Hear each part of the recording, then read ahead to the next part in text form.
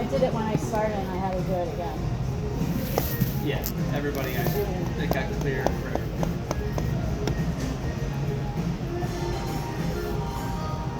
So you want to go into the boundary. Unlike everything else in summer school, it's not in the portal of summer school. You actually have to go into the brewery,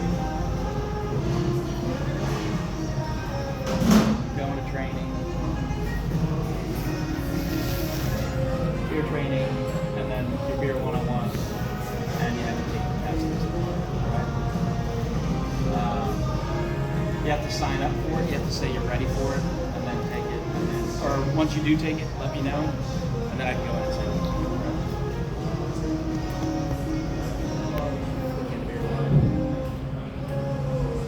Did you do the test? We're off what now? We're officially off the captain system now? Yes. So we have a different clock-in for before. Yeah, we'll get to that after this. Yeah. So also, if you go in there for that training for the Beer 101, the slide deck I'm about to show you is also right. If you want to hit the ground. Anyway, so let's get started. Why are we here? To make money at the cell. Right? So that's pretty simple. Right?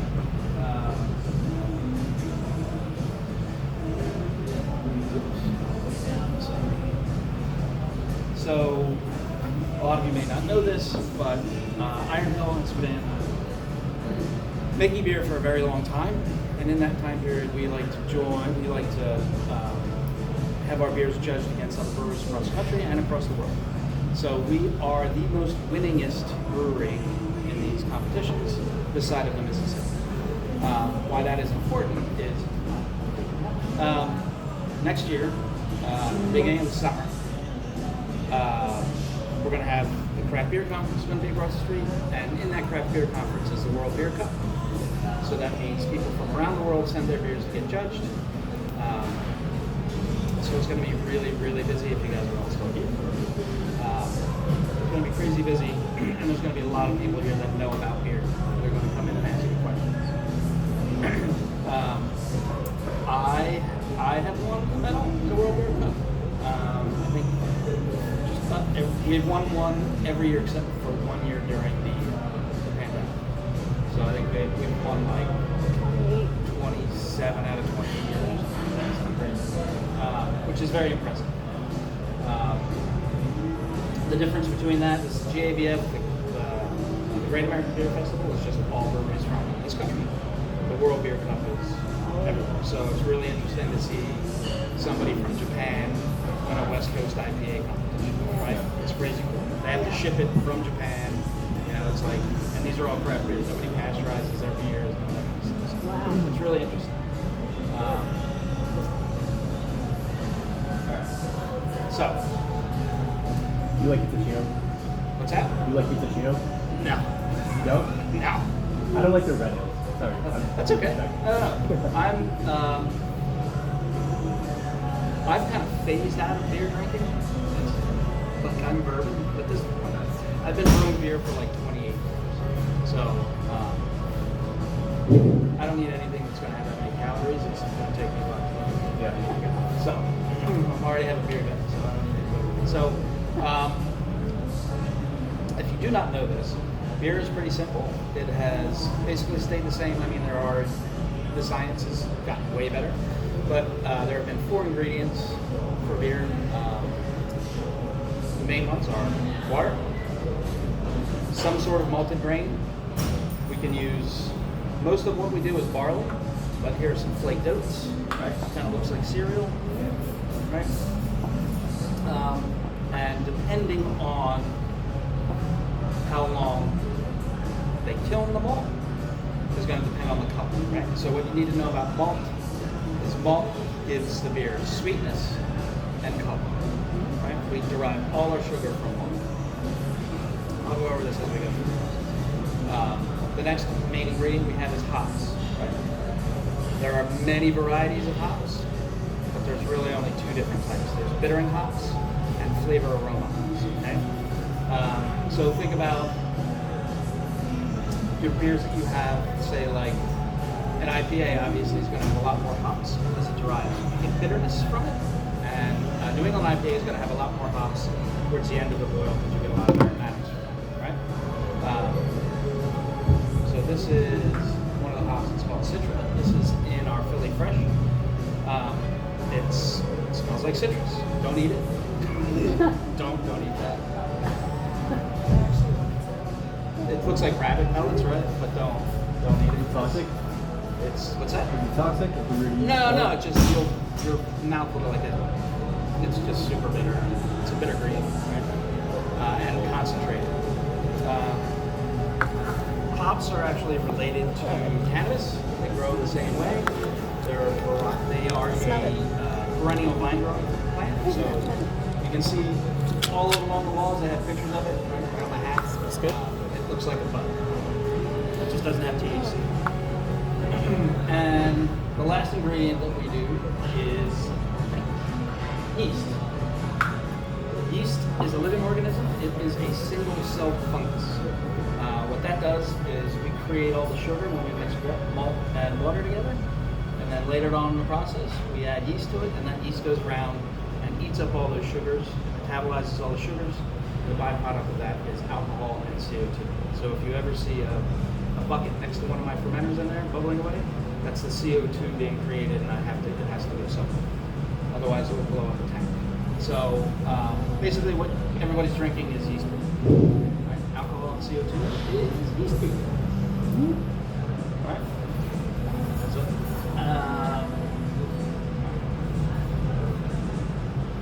So this is the process. On that wall back over there, right by the service area, there is this picture right here. If you're taking your test on your phone and you have a problem, walk over there and look at this thing.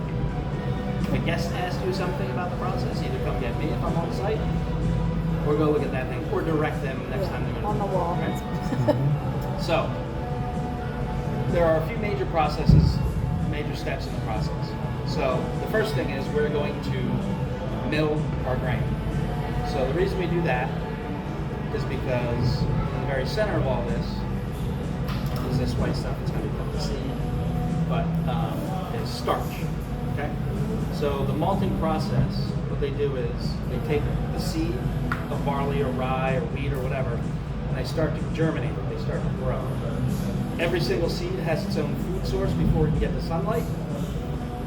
That food source. Sorry. Go punch it. Go clock it. On the train.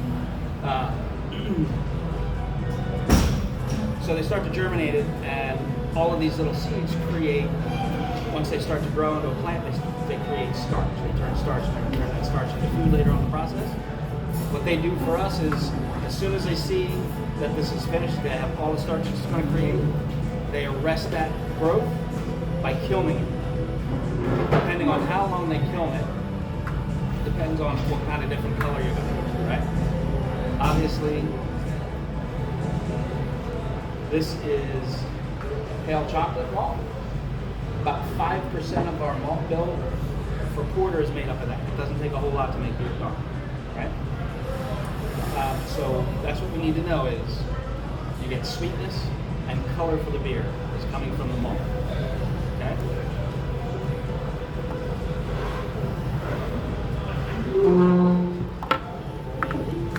Printing. Signatures. I don't like stop. So what we do is we mill this grain, and once it's milled, it's called grist. That grist comes up into the hopper that's up over the mash tun. That's our very first vessel is the mash tun. I mix these two ingredients together, malt and water.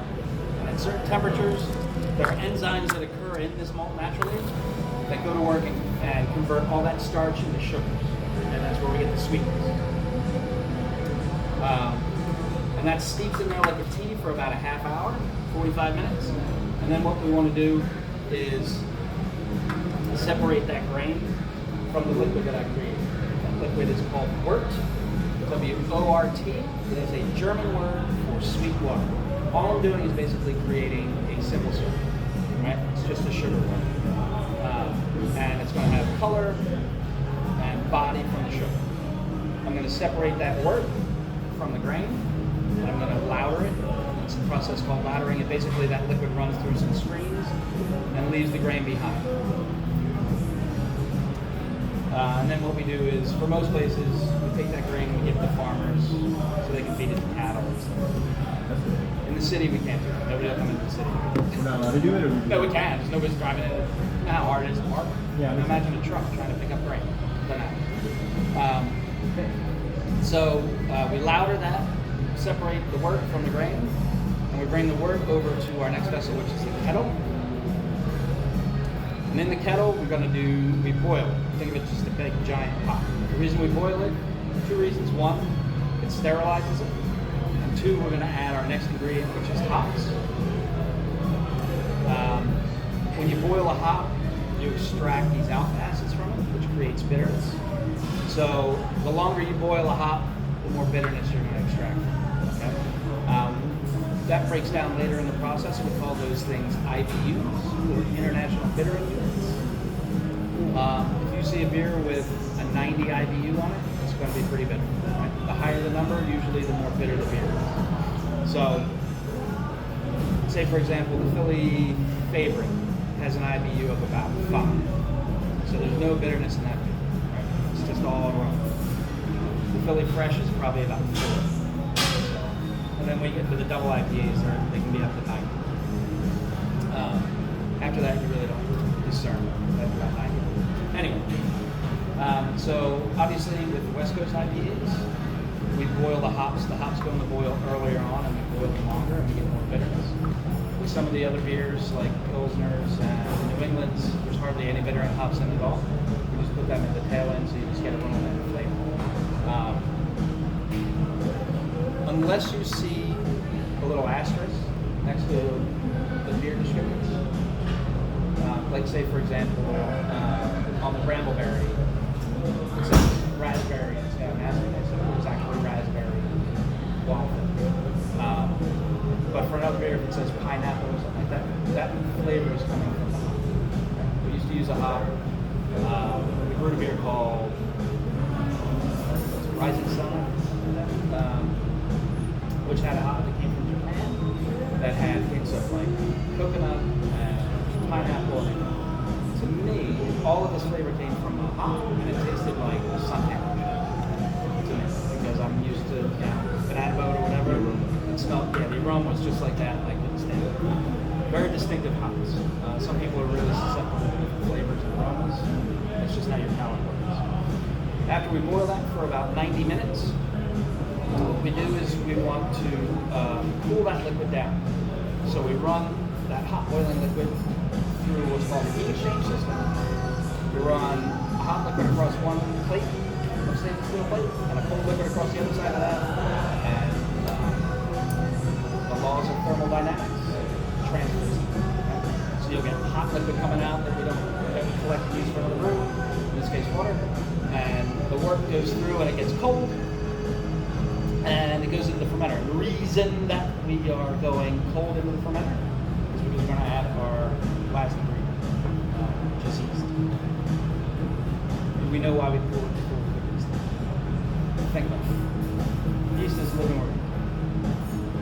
What happens to a living organism if you put it in a boiling liquid? You kill it. Think about like shrimp or lobster or whatever. Put lobster, live lobster in boiling liquid, same thing would happen to yeast. So we have to chill that down. Now there are many different varieties of yeast, but there are two that you need to worry about. There's an ale yeast and a lager yeast, and that's what separates yeast. That's the only thing that separates the beers. When I say it's an IPA, it's an India Pale Ale, that means it was brewed with ale yeast. If I say it is a light lager, it's brewed with lager. I use alliteration for this to remember. Well, I'll tell you to use alliteration so you can remember. Lagers ferment at lower temperatures and they take a longer time, right? So lager is lower, longer. So lagers, because they're fermenting at lower temperatures, tend to be crisp and clean and refreshing. Remember, that's what you're doing here. You have to do your knowledge. Ales ferment a little bit warmer, and they take a little bit, they take less time because they're fermenting warmer. Things move quicker when they're warmer. And they create these things called esters, which make beers fruity, aromatic, and floral. So ales tend to be more aromatic and fruity and floral. Lagers tend to be crisp, clean, and easy to drink. Right? So now, that's the process. Does anybody have any questions about this? I know this is good. I know it can. We'll get to the beers in a minute. Is there anyone here that is not 21? Everybody's 21? Awesome. All right. So we did go over the ales and the lagers. So we don't really need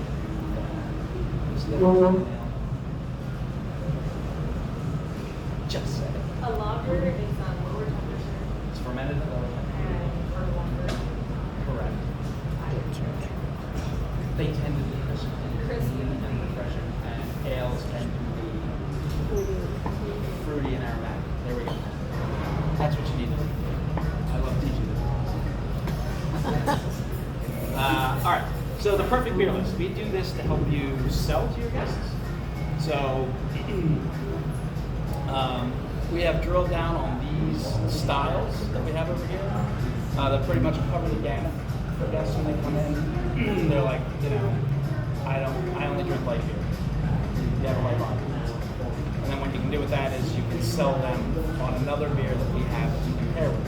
In this case, we have Always Sunny, and we usually try to keep another lager or golden ale. So that way you can upsell them. Instead of selling them a light lager for $5.50, you can sell them Always Sunny for $7. That's without actually looking like a parson.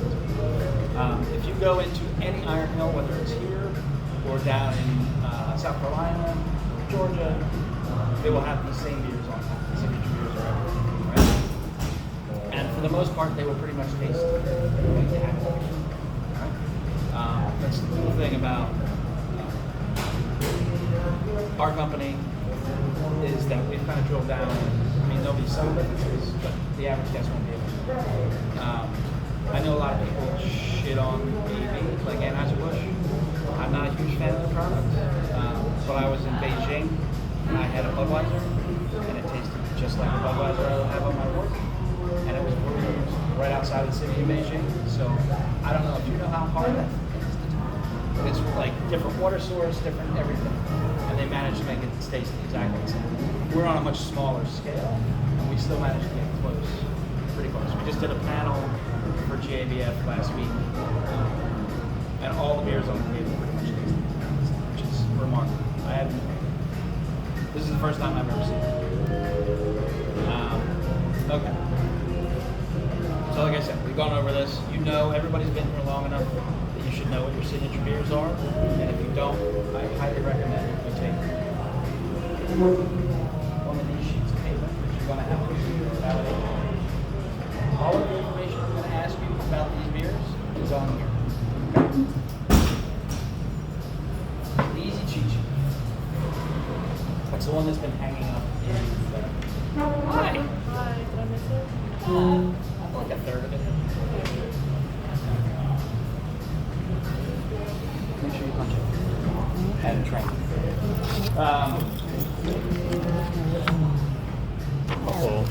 That's kind of, when we do sample validations, I kind of want to keep it like that. So you're at the side, you don't want to rattle off 10 minutes worth of beers. Because our eyes are going to really good. Right? Quick, then you need like a 3-word process. So what we're going to do now. Any previews? Okay, let's go over our signature beers. How many people? 7.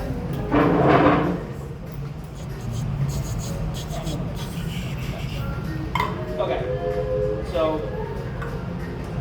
this is our light lager. Take one and pass.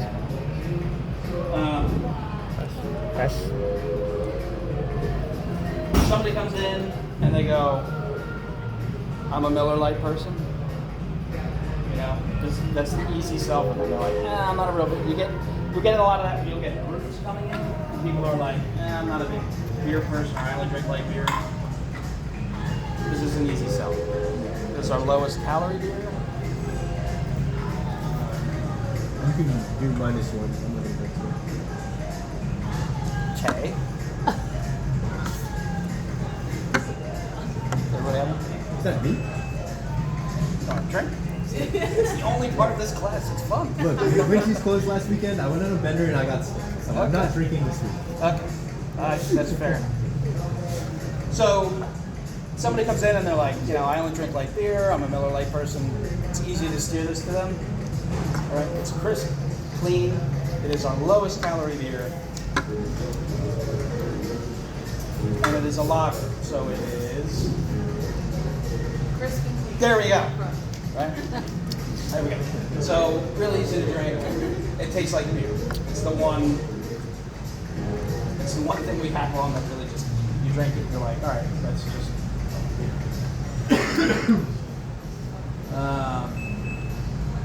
We covered all that? Crisp, clean, refreshing. Yeah. Crisp, clean, refreshing. Okay. Easy. Right?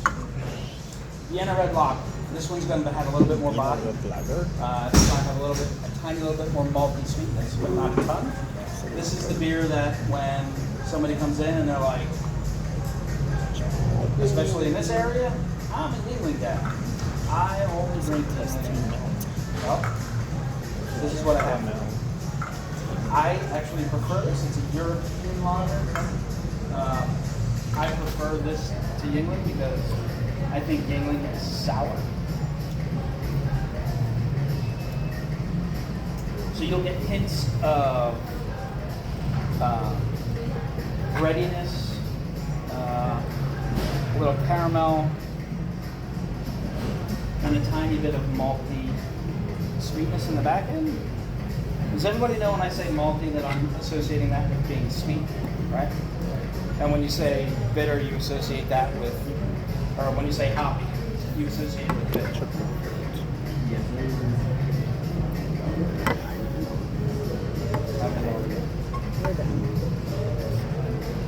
Right. Right. So when I drink this, I get hints of It's the milk. Milk caramel. malty, but Yeah, also yeah, pretty yeah. clean, right? Supposed to be getting Robert's Clean. I also get little hints of the breadiness I get almost like toast crust, right? Yeah.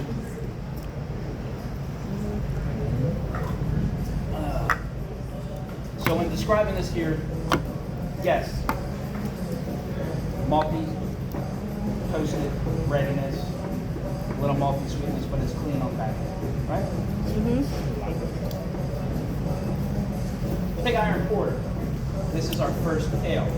It is an English ale, right?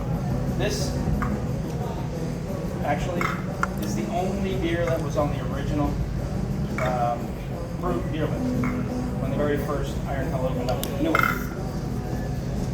And it hasn't changed much.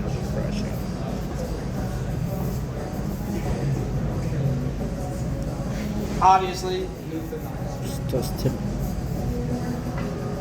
dark, right? Somebody that comes in, they're like, I'm a huge fan of Guinness. Now, this is remarkably different than a Guinness. Guinness is a dry stout. This has a little bit more malt character.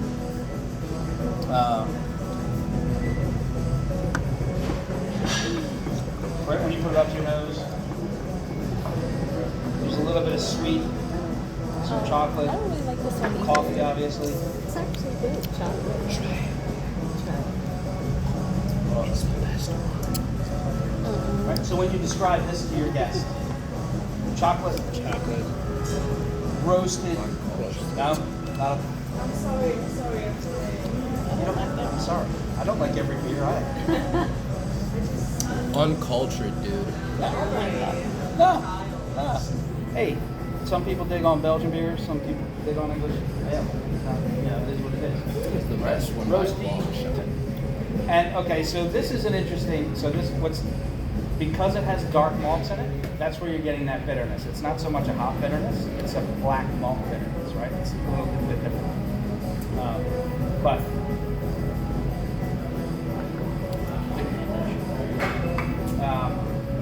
so that's our first ale. So it's an ale because it's brewed with ale yeast. English ale yeast. Right. All right.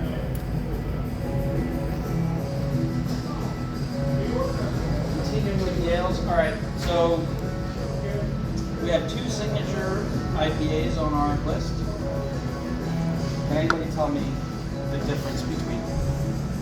One is a West Coast IPA and the other one is a New England IPA. Correct. What's the difference between a New England and a West Coast? One is hazy, like one is hazier, We're almost there. and then The other one one's is? bitter. The other one is a little bit more bitter, but it's also, you can see through it. Yeah. So the difference between them really is the bitterness and the clarity. That's it. So we'll do fresh. I'm sorry, we'll do the favorite first. So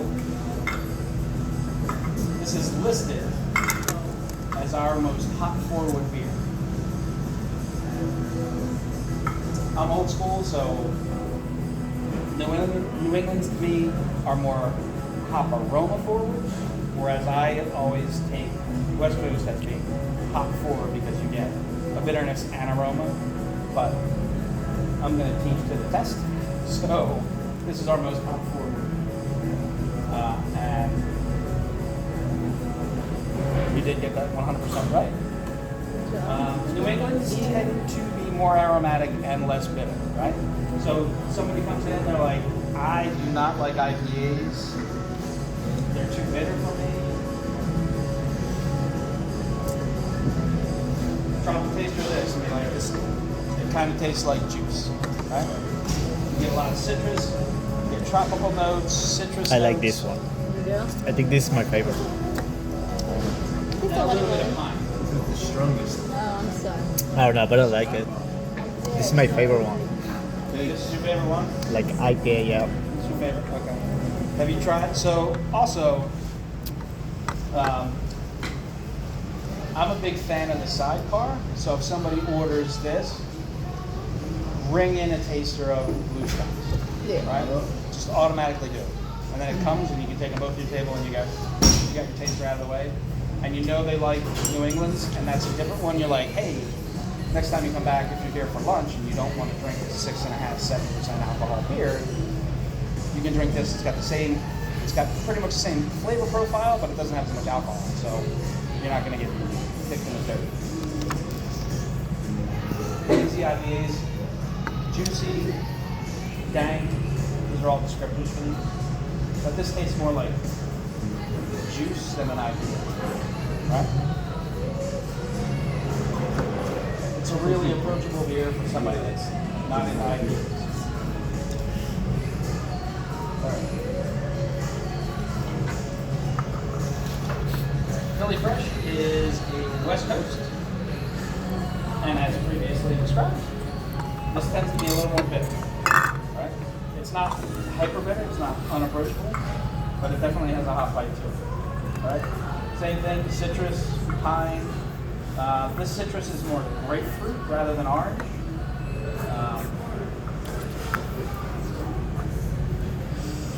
But citrus nonetheless. Thank you. Right? And we can see the main differences. You can see it's actually super cool because you can see your fingerprint.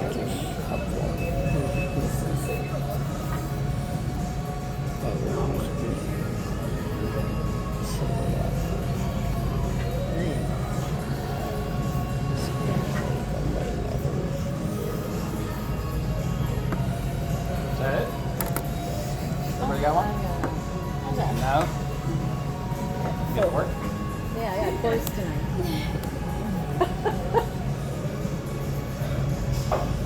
So right away, I pick that up and I get that Citra hop that we passed around earlier. I can distinguish that because for me, please don't mention this to your guests, but it smells like catnip. Don't mention that, yeah, like catnip, right? That's just I'm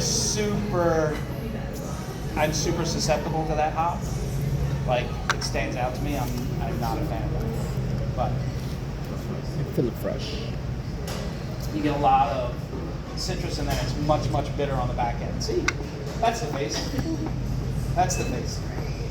It's a little grassy. There's some green onion in there. Right, all things you want to describe to your guests. But that's all acceptable for a West Coast. You don't like But, all right, citrus, hoppy, and tropical. Also an ale. Oh. Okay. Who can tell me what the most distinguishing characteristic of Brambleberry is? It's color. Well, sure. Hey, what about aroma? It's like a Absolutely. I mean, it's got berry in the name. like Right. fruity. So,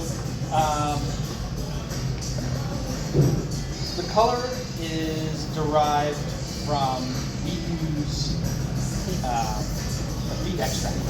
So, it's vegan friendly, it's all that kind of good stuff. And we're not using super crazy dyes that you shouldn't use in beers anyway. So, and right now we have, I've been doing this a very long time. This is the first time I've had 3 pink beverages on tap. Yeah, but it is, I mean, people see it, and this is what I consider a gateway beer, because it doesn't really taste like beer. Somebody's like, I'm not a beer drinker. Drop a taster, they get like a fruity cocktail. Drop a taster. Right? Also, the pink lemonade would be an acceptable taster type, but we're not always going to have that on draft.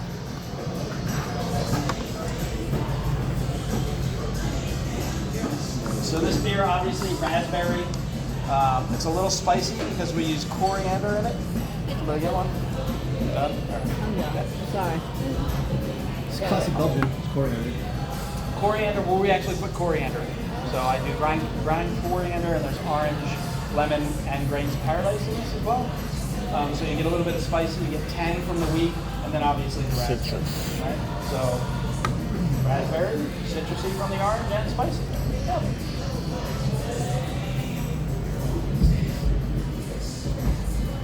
See that face you made for IPAs? I made for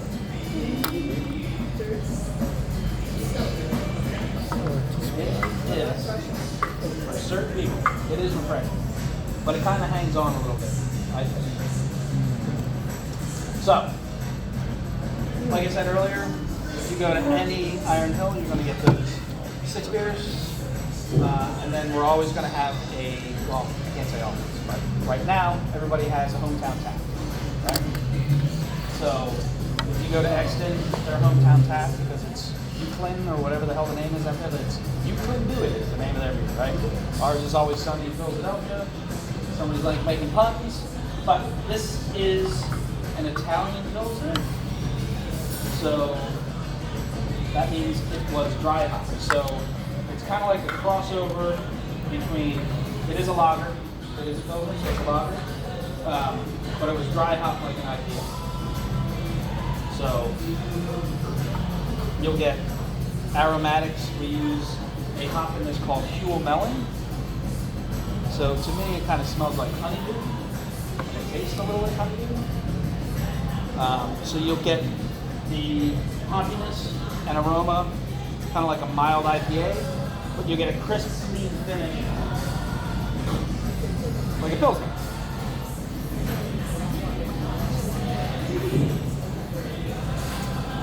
Like a lot of styles, it was kind of created by accident. Everybody got one? Sorry. Some Italian brewers trying to make a Czech Pils and didn't quite hit where he wanted it to do, so like any good brewer, he just threw more hops in it. Right? So he put dry hops in it. Does everybody know what dry hopping is? Say no, so I haven't really explained it. So remember I said we had hops in the boil and you extract bitterness from it? Once the beer is done fermenting, for some of the beers I'll take more hops and put it in the fermenter, and all that does is give you aroma. That's all it does. So with this beer, you got to put a whole bunch of dry hops in it, and you get that like you get the Pilsner nose with the malt, but then you get a little bit of melon. Especially when you drink it, it's a little more bitter than most Pilsners.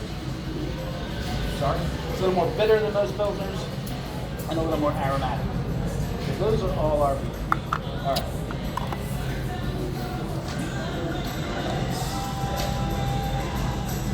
Okay.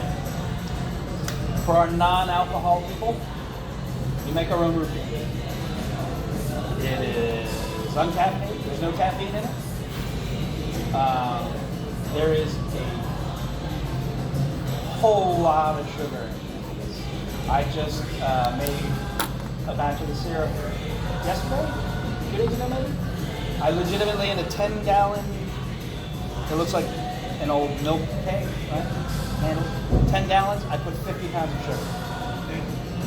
It's a syrup, right? But it's 50 pounds of cane sugar. So I recommend if you have a table that have kids that's pissing you off, drop tasters of the root beer to the kids, get them all hyped up, and then they can leave. Right? But this is a good upsell for you too, because instead of selling them a Coke or whatever else, some of this, it's way more expensive, and they get charged every time. Hop water is another trend that's been going on for a couple years now. This is basically just carbonated water that has hop extracts in it. So it smells like a hoppy beer, but it doesn't have any alcohol, and it doesn't taste like it. We have a lot of our mocktails and some of our cocktails. You should have already taken that test by this point in time. But the main characteristics of this, it's citrusy, hoppy. All right. Always have those. That seems to be easy. That's because it is. All right. So we have rotational seasonal beers on. Right now, what are the 2 big seasonal beers we have? Pumpkin Right, and October. It is basic girl weather right now, right? Pumpkin spice, everything. We came out with our pumpkin a little early this year, but that's just been the trend. Blame Sam Adams for that years ago, started coming out with this pumpkin in August. So, and then we'll start rolling into Christmas, and we'll get beers like Spruce Moose and Reindeer's Revenge. But we try to, each one of the seasonals or each one of the spec beers we have come on, we try to match them up with signature beers so that you can pair them when you're doing, you can upset. Right? Hazy IPAs, you want to know that? West Coast. Golden Lagers, ales, right? That's our West Coast IPAs. Golden Lagers is like a Kolsch. I think I had a Kolsch on for a little bit here. Specialty IPAs, these are all your double IPAs. That was a Philly Faithful that we had in the can we had on draft for a long time. That's just like a West Coast IPA juiced up on steroids. West Coast IPAs, blah, blah, blah. So West Coast IPAs, everybody know the difference between West Coast and New England? Hazy and bright, and bitter and aromatic. Those are the big ones. Right? Fruited IPAs, creamsicle, right? We have that going on right now. Usually, in this case, it's a milkshake, so make sure you look at somebody's lactose intolerant. Make sure you let them know, because this beer, they're going to have a bad time. It's like milk sugar, isn't it, right? It is lactose, yeah. So lactose is like 90% unfermentable. Sugar can't process, or yeast can't process it. So it stays in the beer as sweetness and body. A lot of our kettle sours have lactose in it. Otherwise, they'd be really, really tart, and they'd make funny faces. Malty or dark beers, we had, well, right now to go with the Porter, you can do an Inquisitor. There are a lot more desserty beers than that, but we also do Schwartz beers, which is a dark lager. Anything, we try to pair stuff so that you can give somebody an option instead of just a single. But Regatta we still have on draft right now, so Belgian beers. This was, for the longest time, Philadelphia was a Belgian beer city when it first started. Monk's Cafe. So there are some integral individuals that turned Philadelphia into. Philadelphia was a very blue collar, very schmitz, bud oriented town. Until a couple of people got it in their head that they wanted to make this into a beer town. So I started brewing in Philadelphia about 27 years ago. It was all English. And then, for breweries. So I worked at the original Dock Street. I worked for Yards for a long period of time. So these guys were integral in making this town a beer town, where you get to enjoy that culture that was not there 30 years ago. Right? So Monk's, Bridget's was a big one. Is there? Right, fruited sours. Right now we have Little Red Wagon on, but this is a trend too. A lot of people come in, they're going to ask you, what sours do you have? You're like, we got the one. We actually have another, if you can count the can. The Little Red Wagon and Rings Crossing. I have no issue with you guys selling individual cans. I don't give the guys what they want. We'll get to it with the to-go stuff, but go to the host, see if you can get a 4-pack and sell it to them. Right? The easiest way to sell somebody on something is showing it to them. Somebody goes, well, what do you drink? Point on the beer list. And 8 times out of 10 they're gonna order. People are cheap. The perfect pour. So we take a lot of time and effort to make that beer carbonate the right level, look the right way, right? Something's supposed to be bright, it's bright. Something's supposed to be hazy, it's hazy. So we take a lot of time and energy into that. And if you see stuff like that, the dirty beer glass, you probably can't see it from there, right? So tell your bartender, don't take that to the table. Certainly don't take it to the CEO or one of the founding fathers of this restaurant. That has happened out in this store. But so if you see big bubbles or the head kind of drops or lipstick or any of that, give it back to your bartender. I know there's a bartender like, yeah, that's it. No. Give it back to your bartender and they will dump it, put it on a spill check, and pour you another beer. And then that's on me because I'm not checking the glass well.